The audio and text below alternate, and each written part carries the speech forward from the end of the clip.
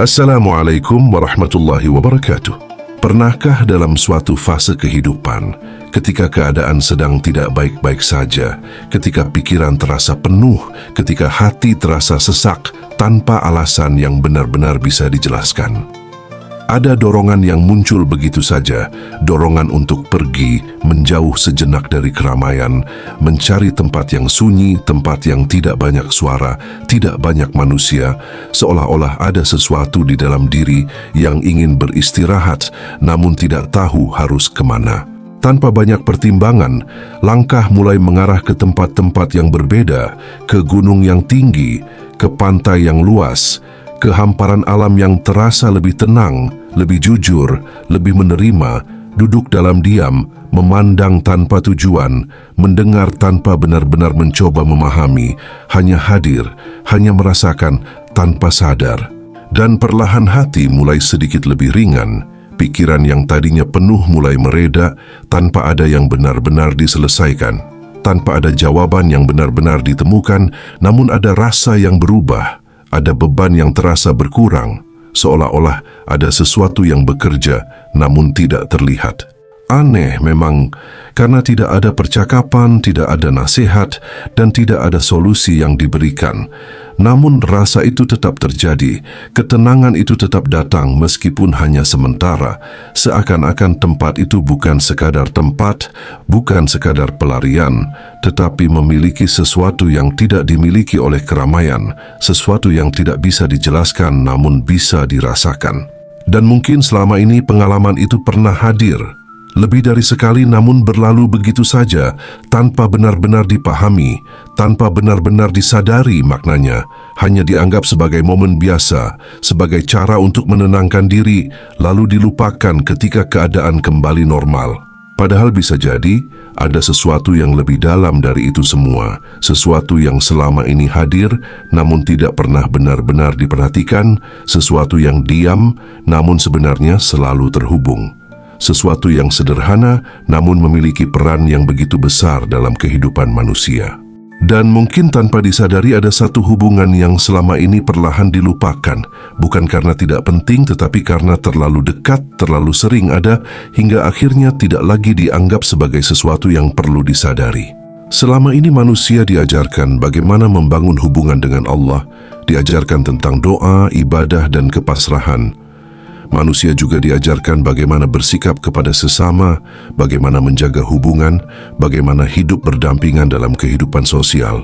Semua itu menjadi bagian penting dalam perjalanan hidup, bahkan dianggap sebagai inti dari pemahaman spiritual itu sendiri. Namun tanpa disadari, ada satu hal yang jarang sekali disentuh, jarang dibahas, dan perlahan seperti terlupakan, padahal ia selalu ada, selalu dekat, dan selalu menyertai setiap langkah kehidupan manusia. Ada satu hubungan yang tidak pernah benar-benar diajarkan secara utuh, bukan karena tidak penting, tetapi karena terlalu sering dianggap biasa. Ia tidak dibahas dalam banyak percakapan, tidak dijadikan fokus dalam banyak pembelajaran, namun keberadaannya tidak pernah terpisah dari kehidupan itu sendiri. Dan mungkin disitulah letak sesuatu yang selama ini terasa hilang, bukan karena tidak ada, tetapi karena tidak pernah benar-benar disadari sebagai bagian dari perjalanan menuju kedekatan dengan Allah. Jika hubungan itu mulai disadari kembali, maka perlahan cara melihat alam pun akan berubah. Apa yang sebelumnya dianggap biasa mulai terasa memiliki makna. Apa yang sebelumnya hanya dilihat sepintas mulai menghadirkan rasa yang berbeda. Alam tidak lagi hanya menjadi tempat, tetapi mulai terasa seperti sesuatu yang hidup, sesuatu yang memiliki peran, sesuatu yang sebenarnya selalu terhubung dengan kehidupan manusia. Hanya saja selama ini tidak pernah benar-benar disadari keberadaannya secara utuh. Dalam banyak ajaran spiritual disebutkan bahwa seluruh makhluk bertasbih kepada Allah. Bukan hanya manusia yang beribadah, bukan hanya manusia yang mengingat, tetapi juga segala sesuatu yang ada di langit dan di bumi. Pohon yang berdiri, air yang mengalir, angin yang berhembus, semuanya berada dalam keteraturan yang tidak pernah keluar dari kehendaknya. Namun manusia sering merasa bahwa hanya dirinya yang memiliki kesadaran, hanya dirinya yang mampu merasakan kedekatan, padahal bisa jadi Alam telah lebih dahulu berada dalam kepatuhan yang sempurna tanpa pernah mengeluh, tanpa pernah mempertanyakan. Ada bahasa yang tidak menggunakan kata-kata, ada pesan yang tidak disampaikan melalui suara. Pohon berbicara melalui keteduhannya, melalui kesabarannya dalam tumbuh, melalui kemampuannya memberi tanpa memilih siapa yang menerima. Air berbicara melalui alirannya, melalui caranya melewati setiap rintangan tanpa melawan, melalui kemampuannya untuk tetap rendah, namun mampu menghidupi begitu banyak kehidupan. Angin berbicara melalui sentuhannya, hadir tanpa terlihat, namun mampu dirasakan oleh siapa saja yang mau berhenti sejenak untuk menyadarinya. Namun seringkali semua itu tidak terdengar. Bukan karena alam itu diam, tetapi karena kesadaran manusia yang terlalu bising. Pikiran yang terus bergerak, keinginan yang tidak pernah berhenti, kekhawatiran yang terus memenuhi ruang batin, membuat segala sesuatu di luar menjadi samar. Dalam kebisingan itu, suara yang paling halus tidak akan pernah terdengar, meskipun ia selalu ada, selalu hadir, dan tidak pernah berhenti menyampaikan sesuatu. Ketika seseorang duduk di tepi sungai dan benar-benar hadir, bukan hanya melihat air sebagai aliran, tetapi merasakan bagaimana ia bergerak tanpa perlawanan, disitulah pelajaran tentang keikhlasan mulai terasa. Air tidak memilih jalannya, tidak menolak rintangan, tidak berhenti hanya karena ada batu di hadapannya. Ia tetap mengalir, tetap mencari jalan, tetap menuju tujuan tanpa harus memaksakan kehendaknya. Dalam diamnya, air mengajarkan sesuatu yang tidak bisa dijelaskan dengan panjang lebar, namun bisa dirasakan oleh hati yang cukup tenang untuk memahami. Begitu pula dengan gunung yang berdiri kokoh. Ia tidak berbicara, tidak bergerak, tidak menunjukkan kekuatannya dengan cara yang terlihat. Namun dalam diamnya, ada keteguhan yang tidak tergoyahkan. Ia tetap berdiri meskipun diterpa angin, tetap diam meskipun waktu terus berubah, tetap menjadi penopang tanpa meminta pengakuan.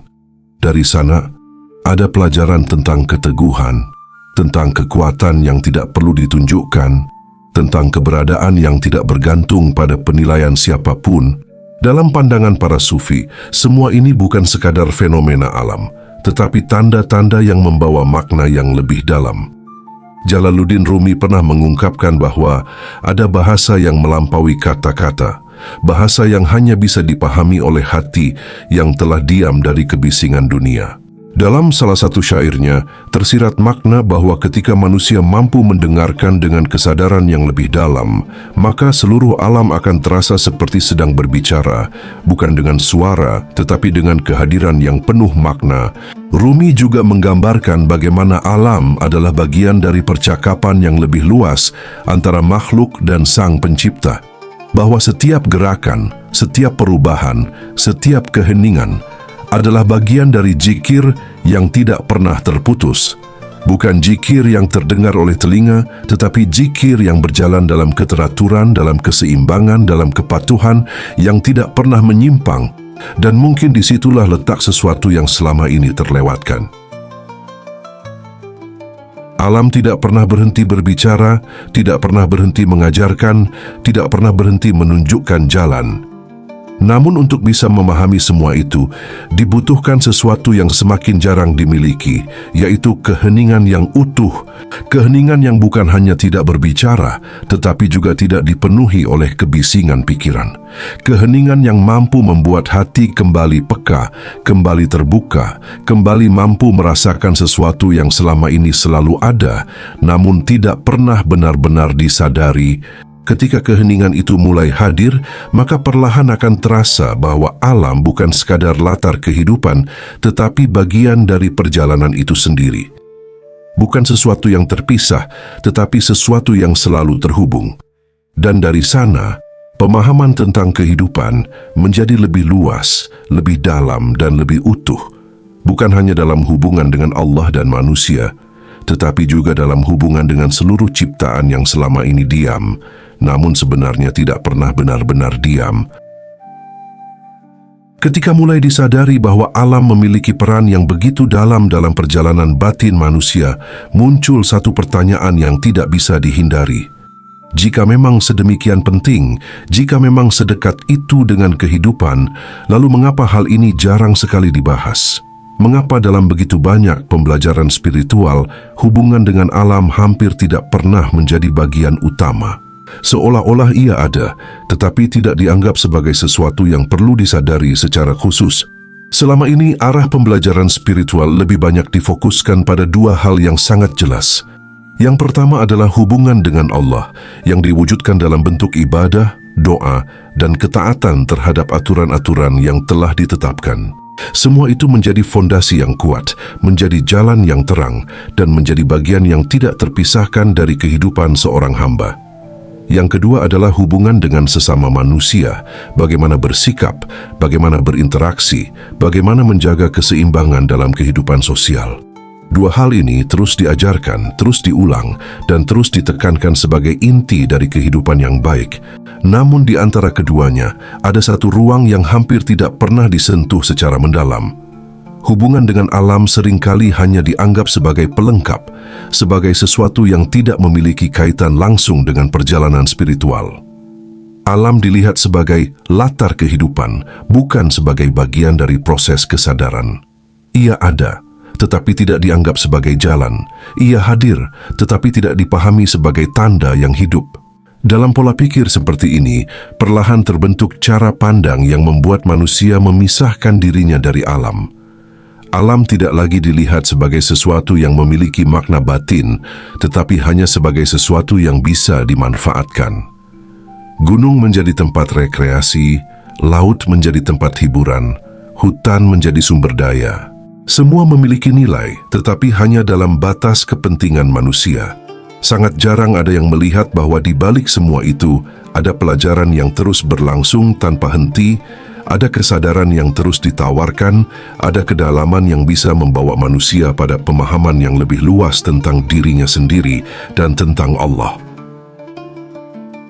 Ada satu narasi yang tanpa disadari telah membentuk cara manusia melihat dunia, bahwa untuk mendekat kepada Allah cukup dengan memperbaiki ibadah, bahwa untuk menjadi baik cukup dengan memperbaiki hubungan dengan manusia. Semua itu benar, namun tidak sepenuhnya utuh, karena ketika satu dimensi diabaikan, maka keseimbangan itu perlahan hilang. Ada bagian yang tidak tersentuh, ada ruang yang tidak terisi, dan dari situlah muncul rasa yang sulit dijelaskan. Rasa yang sering dianggap sebagai kegelisahan tanpa sebab, padahal jika dilihat lebih dalam, alam justru adalah salah satu sumber kesadaran yang paling nyata. Ia tidak berbicara dengan teori, tidak menjelaskan dengan konsep, tetapi langsung menghadirkan pengalaman. Ia tidak mengajarkan dengan kata-kata, tetapi dengan keberadaan. Namun karena manusia terbiasa dengan sesuatu yang jelas, sesuatu yang terstruktur, sesuatu yang bisa dijelaskan secara langsung, maka apa yang disampaikan oleh alam seringkali tidak dianggap sebagai bagian dari pembelajaran. Di titik ini, ada satu kesadaran yang mulai terasa penting untuk dihadirkan kembali. Selama ini manusia diajarkan untuk melihat ke atas, mencari makna dalam hubungan dengan Allah.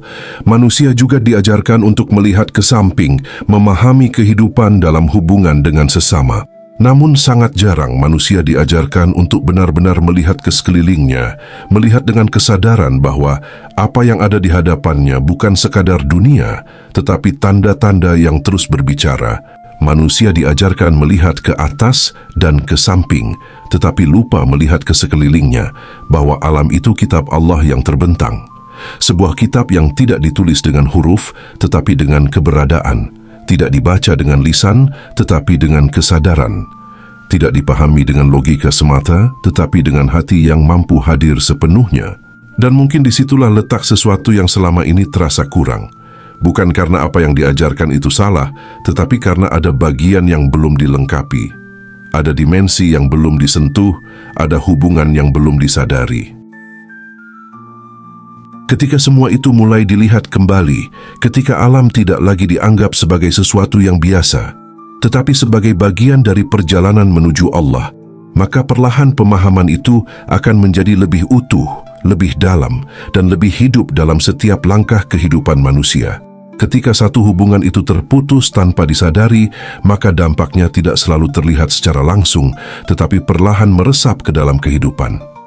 bukan dalam bentuk kerusakan yang nyata, tetapi dalam rasa yang sulit dijelaskan.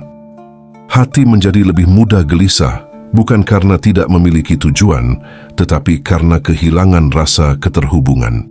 Pikiran menjadi penuh, terus bergerak tanpa henti, seolah-olah selalu ada yang harus dipikirkan, selalu ada yang harus diselesaikan, namun tidak pernah benar-benar sampai pada ketenangan yang utuh. Dalam keadaan seperti ini, manusia tetap menjalankan kehidupannya seperti biasa. Ibadah tetap dilakukan, doa tetap dipanjatkan, kewajiban tetap dijalankan. Secara lahiriah tidak ada yang kurang, semuanya berjalan sebagaimana mestinya. Namun di dalam ada ruang yang terasa kosong. Sebuah kekosongan yang tidak bisa diisi hanya dengan aktivitas, tidak bisa ditenangkan hanya dengan kesibukan, bahkan tidak selalu hilang meskipun ibadah telah dijalankan dengan konsisten. Kekosongan itu seringkali disalahartikan, dianggap sebagai kurangnya usaha, dianggap sebagai lemahnya iman, atau dianggap sebagai tanda bahwa sesuatu harus ditambah lagi dalam bentuk yang sama. Padahal bisa jadi bukan itu masalahnya. Bisa jadi bukan karena apa yang dilakukan kurang, tetapi karena ada sesuatu yang tidak pernah dihadirkan sejak awal. Ada satu hubungan yang hilang, satu kesadaran yang tidak pernah disentuh, sehingga apa yang seharusnya menjadi utuh terasa seperti terpisah-pisah.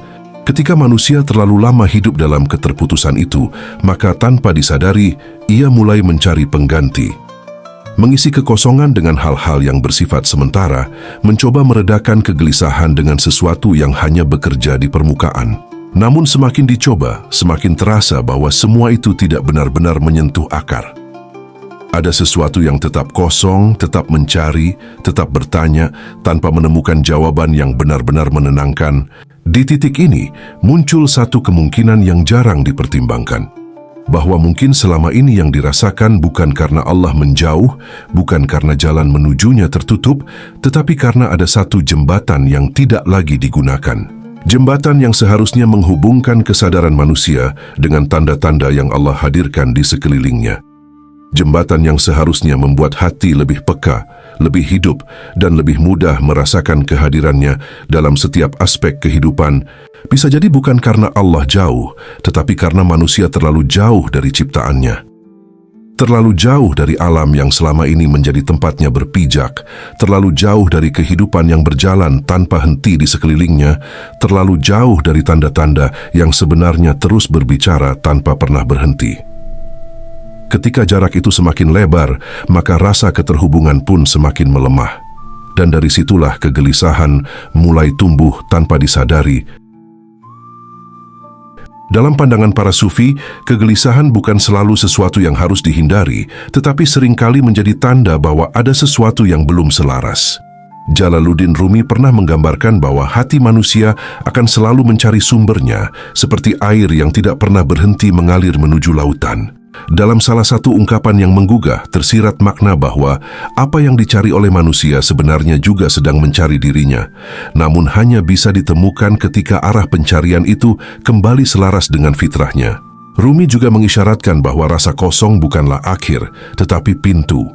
Sebuah pintu yang mengajak untuk melihat lebih dalam, bukan hanya ke dalam diri, tetapi juga keluar, ke arah yang selama ini terlewatkan. Bahwa dalam setiap kegelisahan, ada panggilan untuk kembali, bukan hanya kembali dalam ibadah, tetapi kembali dalam kesadaran yang lebih utuh, yang mampu melihat kehidupan sebagai satu kesatuan yang tidak terpisah, dan mungkin disitulah letak jawabannya. Kekosongan itu bukan untuk ditutup dengan sesuatu yang baru, tetapi untuk dipahami sebagai tanda. Tanda bahwa ada bagian dari diri yang belum terhubung, ada hubungan yang belum disadari, ada dimensi yang belum disentuh.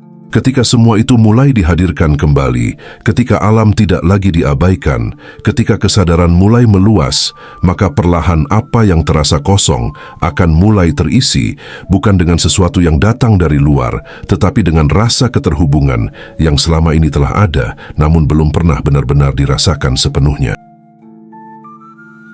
Ketika kesadaran mulai terbuka, ketika perlahan terasa bahwa ada hubungan yang selama ini terlewatkan, maka langkah berikutnya bukanlah sesuatu yang rumit, tidak membutuhkan metode yang sulit, tidak membutuhkan ritual yang berat, tetapi membutuhkan kesediaan untuk kembali sederhana. kembali hadir dalam kehidupan dengan cara yang lebih utuh, lebih sadar, dan lebih jujur terhadap apa yang selama ini selalu ada di sekeliling. Kembali terhubung dengan alam bukan berarti harus meninggalkan kehidupan. Bukan berarti harus pergi jauh dari aktivitas, tetapi belajar untuk hidup berdampingan dengan kesadaran yang berbeda. Menyadari bahwa tanah yang diinjak bukan sekadar tempat berpijak, tetapi bagian dari kehidupan yang menopang. Air yang diminum bukan sekadar pelepas dahaga, tetapi sumber kehidupan yang harus dihormati. Udara yang dihirup bukan sekadar kebutuhan, tetapi anugerah yang tidak pernah berhenti diberikan tanpa syarat. Dari kesadaran itu, perlahan muncul sikap yang lebih bijak, tidak mengotori, tidak merusak, tidak mengambil secara berlebihan, tetapi menjaga keseimbangan sebagaimana alam menjaga dirinya sendiri. Ada cara-cara sederhana yang sebenarnya bisa dilakukan, namun sering dianggap sepele karena terlalu mudah. Duduk diam di alam tanpa gangguan, tanpa layar, tanpa distraksi, hanya hadir bersama apa yang ada.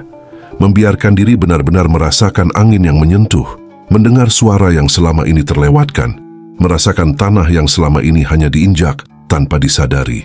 Dalam kesederhanaan itu, ada ruang yang mulai terbuka, ruang di mana hati perlahan kembali peka, kembali mampu merasakan sesuatu yang lebih dalam dari sekadar apa yang terlihat. Berjalan tanpa tujuan juga menjadi cara yang sering terlupakan. Bukan berjalan untuk mencapai sesuatu, bukan berjalan untuk menyelesaikan sesuatu, tetapi berjalan untuk merasakan setiap langkah. Menyadari bagaimana kaki menyentuh tanah, bagaimana tubuh bergerak, bagaimana lingkungan hadir tanpa perlu dikejar. Dalam langkah yang sederhana itu, ada kesadaran yang mulai tumbuh, kesadaran yang tidak terburu-buru, yang tidak dipenuhi tujuan, tetapi hanya hadir dalam setiap momen yang dilalui. Belajar melihat juga menjadi bagian yang penting. Selama ini banyak yang hanya menatap, melihat tanpa benar-benar hadir. Mata menangkap bentuk, tetapi hati tidak menangkap makna. Ketika melihat dengan kesadaran yang lebih dalam, hal-hal yang sebelumnya terasa biasa mulai menunjukkan sesuatu yang berbeda. Daun yang bergerak, cahaya yang masuk di antara pepohonan, suara air yang mengalir, semuanya mulai terasa seperti bagian dari sesuatu yang lebih besar, sesuatu yang tidak terpisah dari kehidupan itu sendiri. Semua ini bukan tentang menambah sesuatu yang baru, tetapi tentang mengembalikan sesuatu yang telah lama ada. Mengembalikan cara melihat, cara merasakan, dan cara hadir dalam kehidupan. Tidak perlu terburu-buru, tidak perlu dipaksakan, karena hubungan itu tidak pernah benar-benar hilang. Ia hanya menunggu untuk disadari kembali, menunggu untuk dihidupkan kembali dalam kesadaran yang lebih tenang dan lebih utuh. Dan ketika hubungan itu mulai terbangun kembali, perlahan akan terasa bahwa ketenangan bukan lagi sesuatu yang dicari jauh-jauh, bukan sesuatu yang harus dikejar dengan usaha yang melelahkan, tetapi sesuatu yang hadir dengan sendirinya. Hadir dalam kesederhanaan, hadir dalam keheningan, hadir dalam keterhubungan yang selama ini selalu ada, namun baru benar-benar dirasakan ketika kesadaran mulai kembali kepada fitrahnya. Pada akhirnya, perjalanan ini bukan tentang menemukan sesuatu yang benar-benar baru, tetapi tentang menyadari kembali apa yang sejak awal sudah ada. Bukan tentang menambah arah, tetapi melengkapi arah yang selama ini sudah dijalani. Hubungan dengan Allah tetap menjadi pusat, hubungan dengan manusia tetap menjadi cermin. Namun ada satu dimensi yang selama ini hampir terlupakan, yang ternyata memiliki peran begitu besar dalam menghidupkan keduanya. Mungkin selama ini manusia mencari Allah di tempat yang jauh, mencarinya dalam sesuatu yang tinggi, dalam sesuatu yang terasa sulit dijangkau, dalam sesuatu yang seolah-olah harus dicapai dengan perjalanan panjang. Padahal sejak awal, kehadirannya tidak pernah jauh, tidak pernah terpisah, tidak pernah berhenti ditunjukkan. Bukan hanya melalui apa yang dibaca, bukan hanya melalui apa yang didengar, tetapi melalui apa yang selalu dilihat setiap hari, melalui apa yang selalu dirasakan dalam setiap nafas kehidupan, seperti sebuah kitab yang terbentang tanpa tulisan, yang tidak dibaca dengan lisan, tetapi dengan kesadaran. Kitab yang tidak tersusun dari huruf, tetapi dari tanda-tanda yang hidup. Angin yang menyentuh tanpa terlihat, air yang mengalir tanpa memaksa, tanah yang diam namun menopang setiap langkah tanpa pernah meminta pengakuan. Semua itu telah berbicara sejak lama, telah menyampaikan sesuatu yang begitu dalam, namun seringkali terlewatkan begitu saja. Bukan karena pesan itu tidak ada, bukan karena tanda itu tidak jelas, tetapi karena kesadaran yang tidak lagi mau berhenti untuk mendengarkan. Kehidupan yang terlalu cepat membuat yang halus menjadi tidak terdengar, pikiran yang terlalu penuh membuat yang sederhana menjadi tidak terlihat. Hingga pada akhirnya, apa yang sebenarnya dekat terasa jauh, dan apa yang sebenarnya hadir terasa seolah tidak ada. Dan mungkin disitulah letak jawabannya. Bukan karena Allah jauh, tetapi karena kesadaran manusia yang belum benar-benar hadir. Bukan karena jalan itu tertutup, tetapi karena perhatian yang teralihkan. Ketika kesadaran mulai kembali, ketika keheningan mulai diberi ruang, ketika hubungan dengan alam mulai dihidupkan kembali, maka perlahan semua yang terasa jauh akan kembali dekat, semua yang terasa rumit akan kembali sederhana, dan semua yang terasa kosong akan mulai terisi dengan sesuatu yang tidak bisa dijelaskan dengan kata-kata, tetapi bisa dirasakan dengan kedalaman hati. Jika dari semua ini ada sesuatu yang terasa menyentuh, ada sesuatu yang terasa mengingatkan, maka biarkan itu tidak berhenti hanya sebagai pemahaman. Biarkan ia menjadi kesadaran yang terus hidup, yang terus hadir dalam setiap langkah kehidupan. Dan sebagai pengingat sederhana, silahkan tulis angka 99 di kolom komentar, bukan sekadar angka, tetapi sebagai simbol dari Asmaul Husna, sebagai pengingat bahwa Allah memiliki begitu banyak sifat yang tercermin dalam setiap ciptaannya, termasuk dalam alam yang selama ini selalu ada di sekeliling kehidupan manusia. Angka itu bukan hanya tanda, tetapi niat. Niat untuk kembali menyadari, kembali merasakan, dan kembali terhubung dengan kehidupan secara utuh. Niat untuk tidak lagi melihat alam sebagai sesuatu yang biasa, tetapi sebagai bagian dari perjalanan menuju kedekatan dengan Allah. Semoga apa yang disampaikan menjadi pengingat, bukan hanya untuk dipahami, tetapi untuk dirasakan. Dan semoga setiap langkah yang diambil setelah ini menjadi langkah yang lebih sadar, lebih tenang dan lebih dekat, bukan hanya kepada Allah, tetapi juga kepada seluruh ciptaannya yang selama ini telah setia menemani perjalanan kehidupan. Wassalamualaikum warahmatullahi wabarakatuh.